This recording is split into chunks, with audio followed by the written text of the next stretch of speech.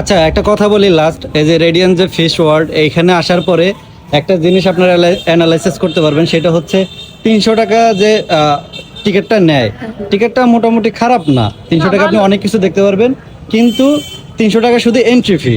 ভিতরে যে কোনো রাইড আপনি শেয়ার করবেন বা যে কোনো কিছু আপনি দেখবেন মুভি টুভি, সেই ক্ষেত্রে কিন্তু আপনাদেরকে আলাদা করে পে দেওয়া লাগবে, আলাদা করে মানে করা লাগবে, টিকিট কাটা লাগবে। প্রত্যেকটার জন্য আলাদা আলাদা টিকিট কাটা লাগে, শুধু এন্ট্রি ফি 300 টাকা। তবে যারা হোটেল থেকে আসবেন, যদি বড় বড় হোটেলে ওঠেন, সেখানে কিন্তু অফার থাকে। হোটেল থেকে আসলে কিন্তু আপনাদের 250 টাকা করে নেয় অফার প্রাইস।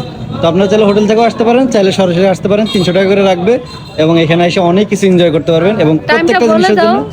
আর এটা কিন্তু সকাল কয়টা বাজে খোলে সেটা আমরা জানি না, আমরা যেহেতু সন্ধ্যার পরে অনেক পরে আসছি, রাতে 8:30 বা 9টার দিকে এরকম, কিন্তু থাকে হচ্ছে 10টা পর্যন্ত। এখন কিন্তু বন্ধ হয়ে গেছে, দেখেন আমরাও আসছি আর বন্ধ হয়ে গেছে, আমরাই লাস্ট।